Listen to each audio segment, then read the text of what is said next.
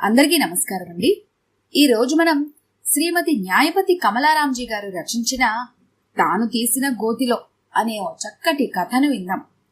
ఇక కథలోకి వెళ్దాం. భవానీకి పిచ్చి పట్టినట్టుగా ఉంది. తన జీవితం సర్వనాశనం అయిపోయింది. జీవించాలనే ఆశ ఏకోసానా లేదు. అలాగని చచ్చి సాధించేదేమీ లేదు. తన సమస్యకి చావు పరిష్కారం కాదు. అసలు ఏ సమస్యకి చావు పరిష్కారం కాకూడదు.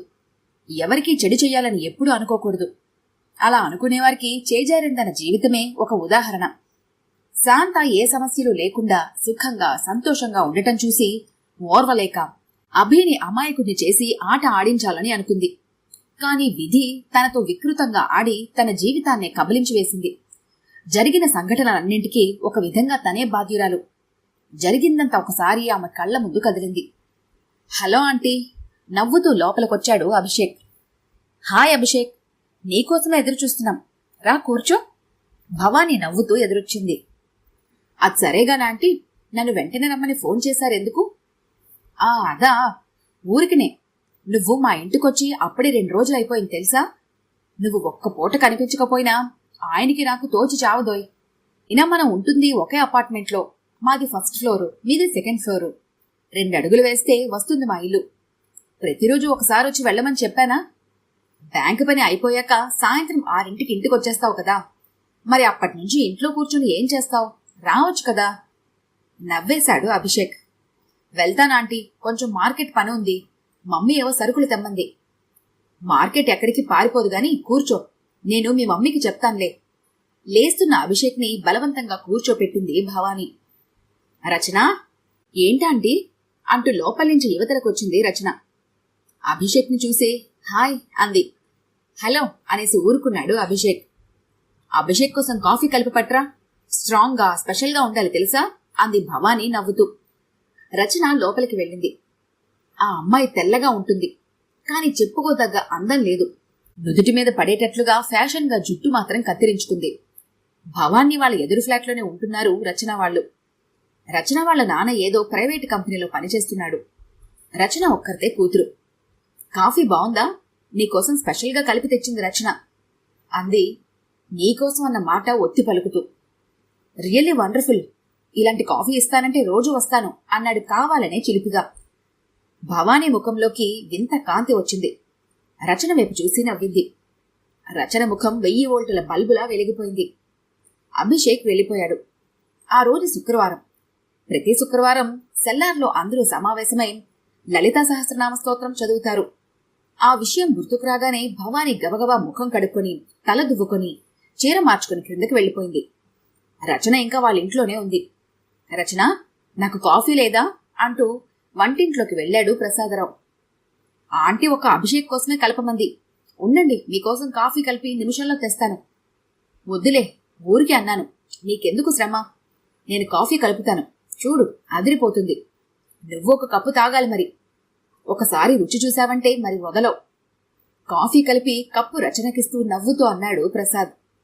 ప్రసాద్కి 45 ఏళ్లుంటాయి. మనిషి తెల్లగా, అందంగా, దృఢంగా, ఆరోగ్యంగా ఉంటాడు.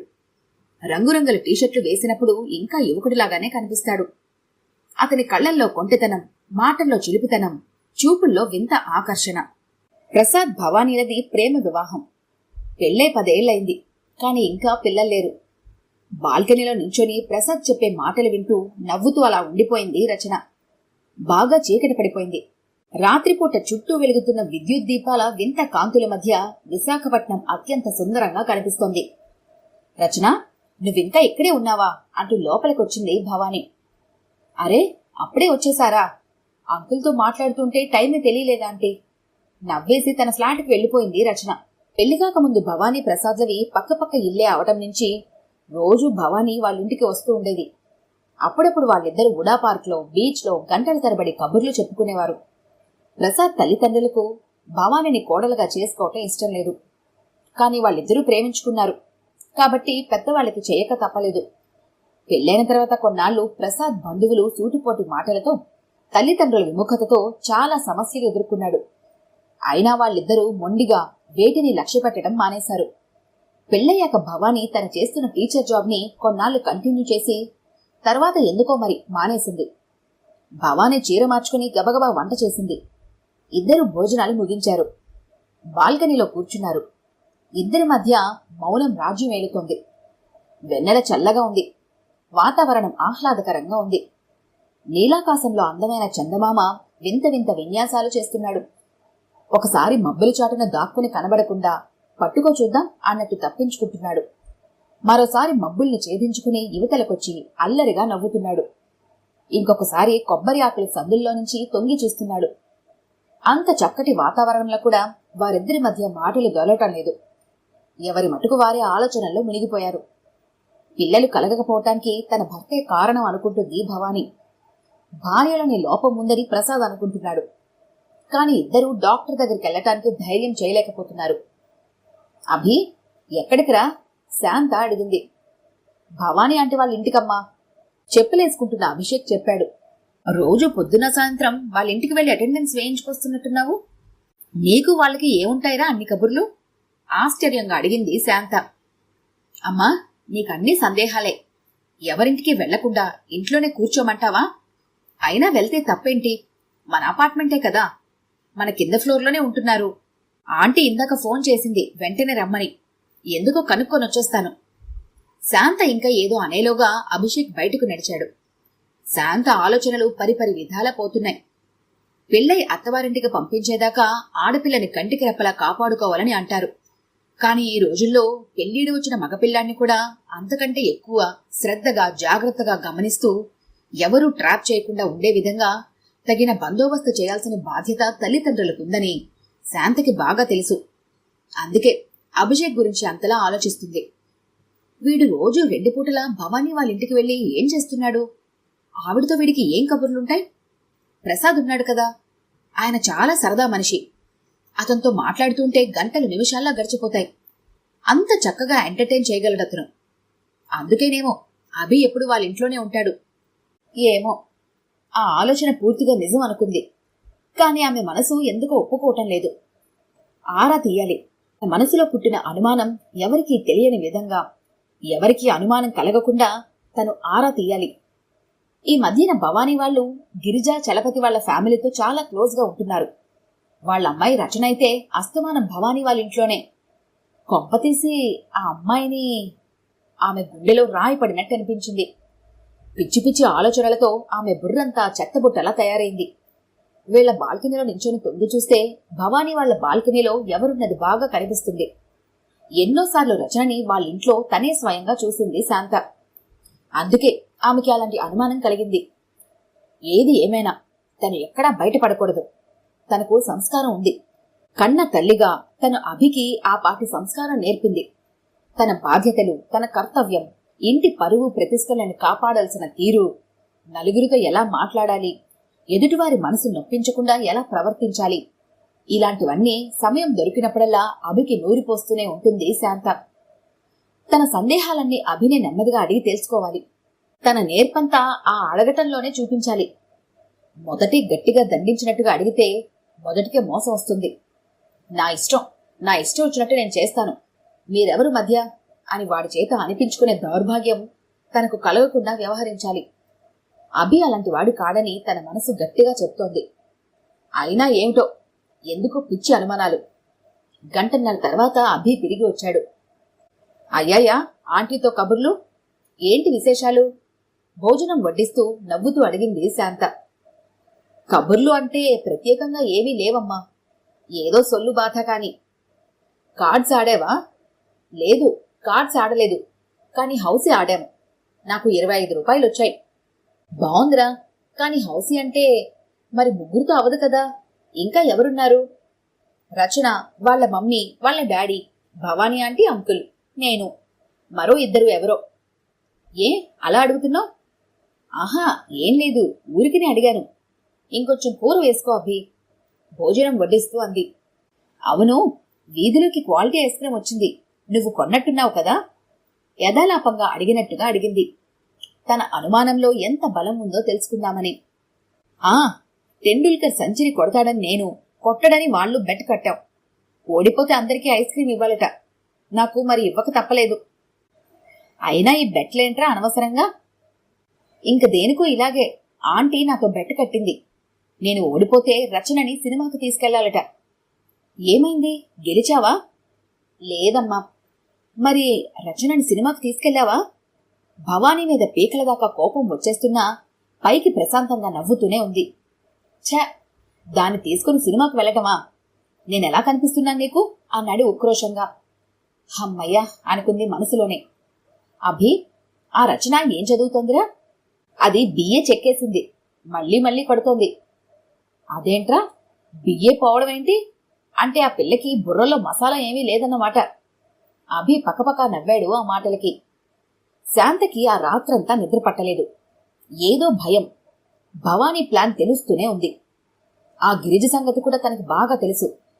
అతిగా అలంకరించుకోవటం, పని మనుషులతో, పాలవాళ్లతో, చాకలి వాళ్లతో, కూరగాయల వాళ్లతో అందరితో గొడవలు పెట్టుకోవటం, బిగ్గరగా అరవటం, అవన్నీ తనకి మహా ఎలర్జీ. చాలా చీప్ మెంటాలిటీ ఆవిడిది. ఆవిడ్ని తలుచుకుంటేనే తనకు కంపనం పుడుతుంది. ఆ రచన కూడా అంతే. కనిపించిన ప్రతి మగపిల్లాడితోనూ రాసుకు పూసుకు తిరుగుతుంటుంది. అభి వయసులో ఉన్నాడు, పైగా బ్యాంక్ ఆఫీసరు. హ్యాండ్సమ్గా ఉంటాడు. ఇంకా పెళ్లి కాలేదు. బాధ్యతలు ఏవీ లేవు వాడికి. ఈ ప్లస్ పాయింట్లన్నీ ఏ ఆడపిల్ల తల్లిదండ్రులకైనా ఇట్టే ఆకర్షిస్తాయి. అందుకేనేమో అభిని తమ వైపు తిప్పుకోవాలని చూస్తున్నారు. ఇందులో ఆ భవానీ హ్యాండ్ పూర్తిగా ఉందనడానికి ఎటువంటి సందేహమూ లేదు. పెద్దలను ఎదిరించి పెళ్లి చేసుకుని తర్వాత భర్తని తన వైపుకు తిప్పుకొని అత్తవారి వైపు వాళ్ళని ఎవరిని ఇంటికి రానివ్వకుండా చేసిన మహా ఇల్లాలు ఆ భవానీ. గొప్ప వాగుడుకాయ. అందుకే భవానీకి గిరిజకి బాగా పొత్తు కుదిరింది. కాని శాంత అలా కాదు. ఒక్క నిమిషం కూడా టైం వేస్ట్ చేయదు. టైం ఈజ్ మనీ ఆమెకి. భవానీ గిరిజ వాళ్ళు ఇంట్లో స్టవ్ మీద పాలు పొంగిపోతున్నా, కూర మాడిపోతున్నా అలా గుమ్మంలో నించొని వాళ్ల మీద వీళ్ల మీద చెప్పుకుంటూనే ఉంటారు.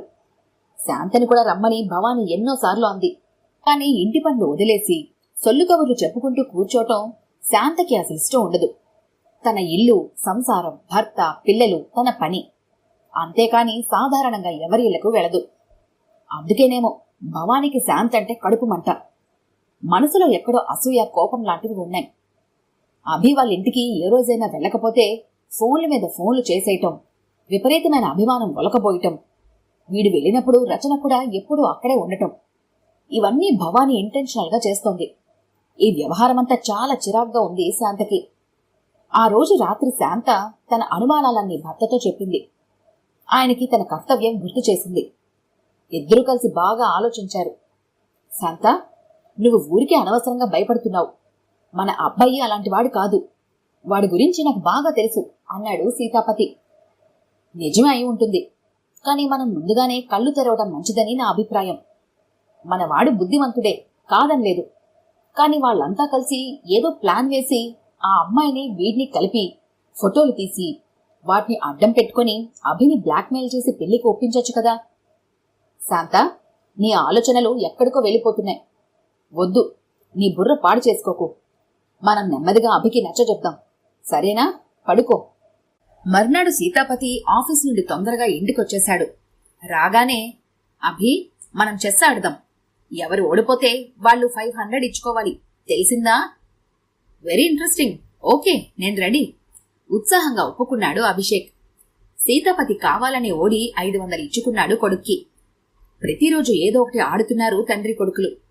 శాంత కూడా తొందరగా వంట చేసేసి వాళ్ళ ఆటతో కలుస్తోంది. చెస్, క్యారమ్స్, కార్డ్స్, ఇలా రోజు ఏదో ఒకటి. ఏదీ లేకపోతే ఏ బీచ్కో కైలాసగిరికో వెళ్తున్నారు. ఒకరోజు ఇద్దరూ కొడుకు దగ్గర కూర్చొని తమ భయాలు, ఆందోళనలు, అనుమానాలు అన్నీ ఏకరవు పెట్టారు. మనది చాలా పరువైన కుటుంబం. హిందూ సాంప్రదాయాన్ని గౌరవించే వంశం మనది. కులాంతర, మతాంతర, శాఖాంతర వివాహాలు చాలా మంది చేసుకుంటున్నారు, కాదనలేదు. కాని మన ఇంట్లో అలాంటివి జరగటం మాకెంత మాత్రం ఇష్టం లేదు. ఇవాళ నువ్వు తొందరపడి ఏ నిర్ణయమైనా తీసుకుంటే అది నీ జీవితాన్ని నరకం చేస్తుందేమో అని మా భయం. ఈ ఉపోద్ఘాతమంతా దేనికో అర్థం కాలేదు అభిషేక్కి. అసలు మీ భయం ఏమిటి? కారణం అతని మనసులో నిజానికి రచన పట్ల అలాంటి ఆలోచనలే లేవు. ఏం లేదు కన్నా, నిన్ను కష్టపడి పెంచి పెద్ద చేశాం, బాగా చదివించాం, ఇంత వాడిని చేశాం. ఇప్పుడు నువ్వు మంచి ఉద్యోగంలో ఉన్నావు. అందుకే ఎవరైనా నిన్ను ట్రాప్ చేస్తారేమోనని అమ్మకి నాకు భయం. అభి ముఖంలోకి చూస్తూ అన్నాడు సీతాపతి. అదా మీ భయం? ఛ, అసలు మీరు నా గురించి ఇలాంటి భయాలేవి పెట్టుకోకండి. మీరు ఏ అమ్మాయిని చేసుకోమంటే ఆ అమ్మాయినే చేసుకుంటాను అన్నాడు అభిషేక్ నవ్వుతూ. అప్పటికి వాళ్ళిద్దరి మనసులు కొంచెం స్థిమిత పడ్డాయి. నీకు మంచి సంబంధం చూసి పెళ్లి చేస్తాం అభి. మా టేస్టులు నీకు తెలుసు, నీ టేస్టులు మాకు తెలుసు. అన్ని విధాలా నీకు తగిన అమ్మాయిని చూస్తాము. నీకు పూర్తిగా నచ్చితేనే ఆ అమ్మాయినిచ్చి చేస్తాం. చక్కటి చదువు, సంస్కారంతో పాటు అందం, తెలివితేటలు గల అమ్మాయి కోసం చూస్తున్నాను.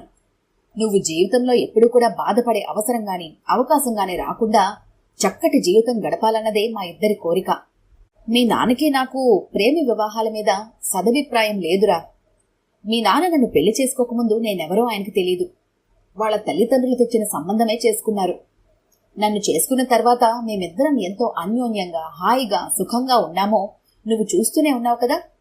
నువ్వు కూడా ఎప్పుడూ సుఖంగా ఉండాలనేదే మా ఆశ, ఆకాంక్ష. అర్థం చేసుకో అభి. కళ్ళంట నీళ్లు వచ్చేశాయి శాంతకి.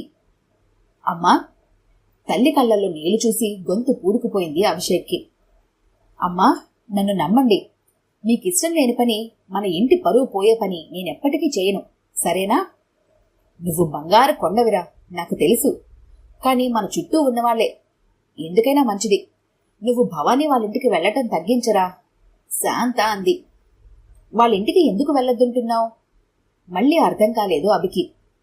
ఆ రచన రోజు నువ్వు వెళ్ళిన టైంలోనే రావటం, నీకోసం ఎదురు చూడటం, ఆ కబుర్లు, బెట్టులు నాకేదో అనుమానంగా ఉంది.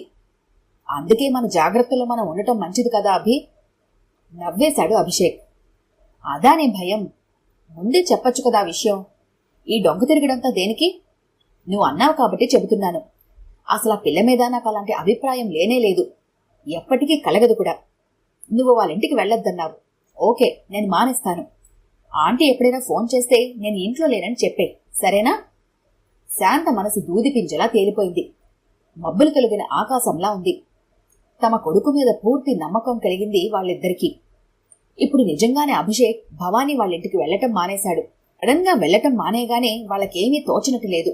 ఒకరోజు తుఫాన్లా భవానీ సరాసరి శాంత వాళ్ళింటి వంటింట్లోకి వచ్చేసింది. శాంతగారు, మీ వాడు చేసిన పని ఏమీ బాగాలేదు అంది వస్తూనే. వంట పనిలో మునిగి ఉన్న శాంత ఉలిక్కి పడింది ఆ మాటలకి. ఏమైంది అంది లోపల భయపడుతూనే. ఏమైందా? మీ వాడు మా ఇంటి వైపుకు రావటమే మానేశాడు. ఇదివరకు ఎన్ని పనులున్నా మా ఇంటికి రాకుండా ఉండేవాడు కాదు.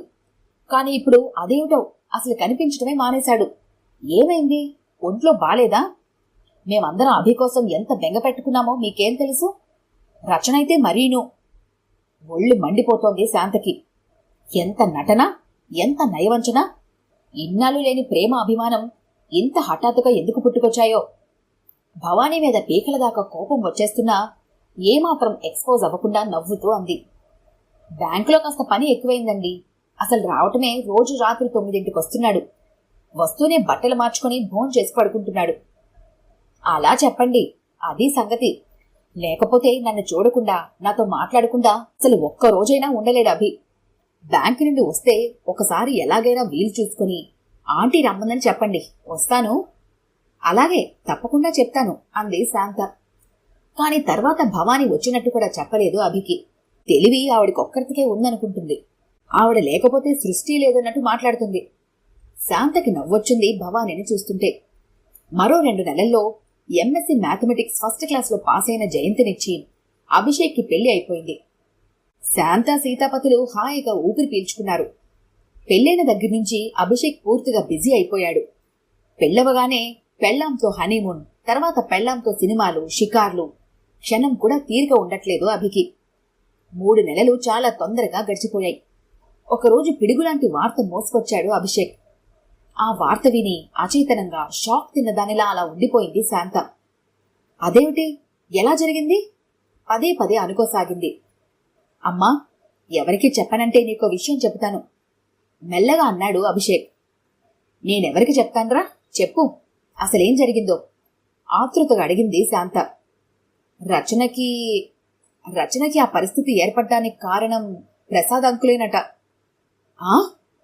నమ్మలేకపోతోంది శాంత. పెళ్ళై 10 ఏళ్లైనా వాళ్ళకింకా పిల్లలు లేకపోవడానికి కారణం ఆ ప్రసాద్ కాదమ్మా. భవానీ ఆంటీకి ఏదో యుట్రస్ లో ప్రాబ్లం ఉందట. ఆవిడికి మరి పిల్లలు పుట్టరని తెలిసింది. కానీ ఆ విషయం తెలియని ప్రసాద్ తన మగాడినని నిరూపించుకుందుకు రచనతో ఎఫైర్ పెట్టుకున్నాడట. ఆమెకిప్పుడు 3rd మంత్ అట. ఆ విషయం తెలిసిన దగ్గర నుంచి ఇద్దరిళ్లకి మధ్య పచ్చగడ్డి వేస్తే భగ్గుమంటోంది. ఆంటీ వాళ్ళ ఇంట్లో రోజు గొడవలే. ఆంటీ ఏడ్చి మొత్తుకుని ఆయనకి విడాకులిస్తానని గొడవ పెట్టేస్తోంది. ప్రసాద్ అంకుల్ మాత్రం సమస్య తనది కాదు అన్నట్టుగా హాయిగా తిరుగుతున్నాడు.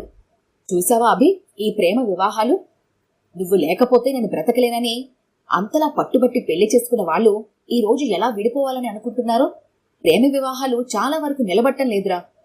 ఏదో విధంగా ఫెయిల్ అయిపోతున్నాయి. ఇంతకీ రచన ఏమంటోంది? అమ్మా, తమాషైన విషయం ఏమిటంటే రచన ప్రసాద్ గారిని పెళ్లి చేసుకుంటానని కూర్చుందట. ఆయన తప్ప మరెవరిని పెళ్లి చేసుకోనేని, ఆయనిచ్చి పెళ్లి చేయకపోతే ఏకంగా చచ్చిపోతానని బెదిరిస్తోందట ఇంట్లో. అభి అన్నాడు. బావుందిరా, చాలా బావుంది. శాంతకి పాపం భవానీ మీద ఎందుకనో జాలేసింది. ఓదార్చటానికి వెళ్ళినా కస్సుమని ఒంటికాల మీద లేస్తుందేమోనని భయం వేసింది.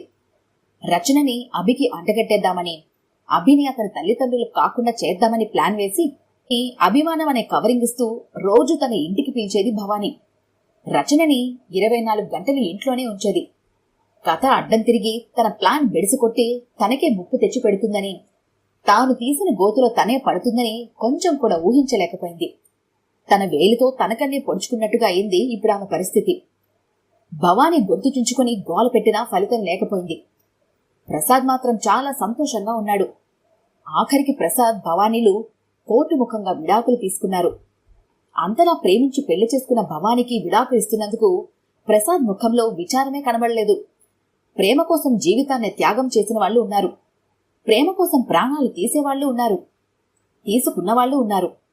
ప్రేమించిన దానికోసం జీవితం అంధకారమయం చేసుకునే దేవదాసులు ఉన్నారు.